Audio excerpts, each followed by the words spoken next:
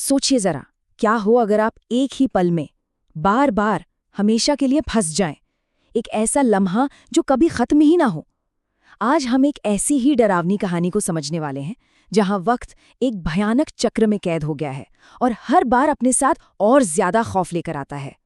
तो कहानी शुरू होती है मीरा से। रात के ठीक 2:26 पर उसकी आंख खुलती है। कमरा बिल्कुल वैसा ही है जैसा रोज होता है, लेकिन उसके मन में एक अजीब सी बेचैनी है, एक जानी पहचानी सी फीलिंग, जैसे वो ये पल पहले भी न जाने कितनी बार जी चुकी है। और ये कोई मामूली सपना नहीं था, ये तो एक बुरे, कभी न खत्म होने वाले सपने की बस शुरुआत थी। और ये जो समय है ना, 2:26, ये सिर्फ कोई नंबर नहीं है। असल में यही इस पूरी खौफनाक कहानी का सेंटर पॉइंट है। एक ऐसा बिंदु जहां वक्त हमेशा के लिए जम गया है और मीरा को अपने साथ कैद कर चुका है। मीरा की धड़कनें और तेज हो जाती हैं जब उसकी नज़र दीवार घड़ी पर जाती है। और वो क्या देखती है?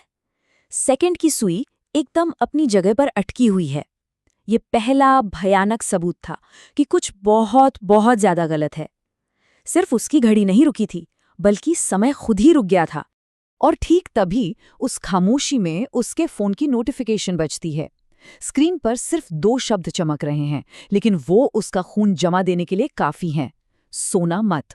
सोचिए, ये कोई स्पैम मैसेज नहीं था, ये एक सीधी धमकी थी जो उस रात को और भी भयानक बनाने वाली थी। और जानते हैं सबसे अजीब बात क्या थी? मैसेज भेजने वाला कोई और नहीं बल्कि मीरा खुद थी। अब ये कैसे हो सकता है? उसका अपना ही नाम उसे वार्निंग दे रहा है। डर अब वहम और पागलपन की हदों को पार कर रहा था। लेकिन अब खतरा सिर्फ फोन पर नहीं था, वो असल दुनिया में आ चुका था। उसकी आंखों के ठीक सामने कमरे के एक अंधेरे कोने में एक काली परछाई धीरे से हिलती है। ये कोई वहम नहीं था, वो डर अब उसके साथ उसी कमरे में था। और फिर अंधेरे में उसके कान के एकदम पास एक ठंडी सी फुसफुसाहट गूंजती है। आवाज कहती है, तुम हर बार यही गलती करती हो। इस एक लाइन से सब कुछ बदल गया। इसका मतलब ये पहली बार नहीं हो रहा था, ये सब पहले भी कई बार हो चुका था, बस मीरा को कुछ याद नहीं था। उसके फोन पर एक और मैसेज आता है, इस बार एक वीडियो। कांपते हाथों से वो प्ले दबाती है और स्क्रीन पर जो दिखता है वो खुद बिस्तर पर सो रही है और वही काली परछाई कमरे में घुसकर धीरे धीरे उसके ऊपर झुक रही है। और सबसे डरावनी बात, कोई है जो ये सब रिकॉर्ड कर रहा है, उसकी बेबसी का तमाशा देख रहा है। अब डर की कोई हद नहीं बची थी। उसकी आंखों के सामने दीवार पर जैसे खून से शब्द उभरने लगते हैं, सो मत जाना। ये आखिरी और सबसे सीधी चेतावनी थी जो उसे किसी भी कीमत पर जागते रहने के लिए कह रही थी। मीरा अपनी पूरी जान लगा देती है जागते रहने के लिए, पर कोई कब तक लड़ सकता है? उसकी पलकें भारी होने लगती हैं। दिमाग सुन पड़ रहा था। डर और थकावट की इस लड़ाई में वो हार रही थी। और फिर आंखें फिर से खुलती हैं। घड़ी में वही टाइम है, 2:26। लूप फिर से शुरू हो गया, लेकिन इस बार कुछ अलग था। वो फुसफुसाहट याद है? तुम हर बार यही गलती करती हो। उसने गलती कर दी थी, वो सो गई थी, और इस बार इस लूप का अंत कुछ और होने वाला था। इस बार जब वो उठती है तो कोने में कोई परछाई नहीं है। क्यों?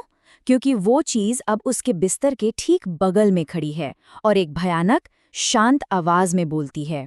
छिपने का खेल अब खत्म हो चुका था। राक्षस अब उसके सामने था। और यहीं पर कहानी का सबसे भयानक सच सामने आता है। वो परछाई कोई बाहरी राक्षस नहीं, बल्कि मीरा का ही एक बिगड़ा हुआ, सड़ा हुआ रूप है। एक हमशक्ल जिसकी आंखें बिल्कुल खाली और काली हैं और चेहरे पर एक ऐसी मुस्कान है जो किसी इंसान की हो ही नहीं सकती।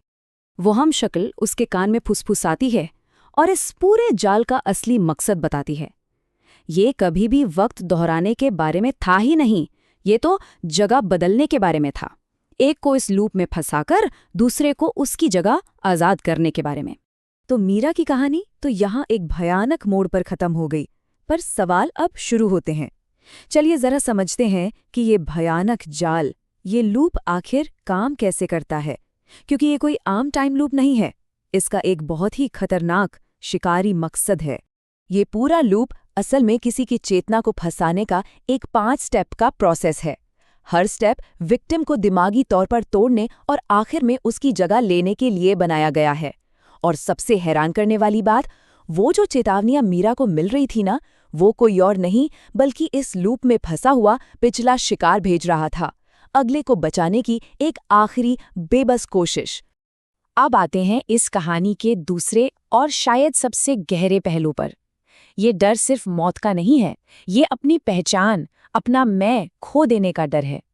यहाँ असली शिकार मीरा का शरीर नहीं बल्कि उसकी पहचान है, जिसे तोड़ा मरोड़ा जाता है और फिर बदल दिया जाता है।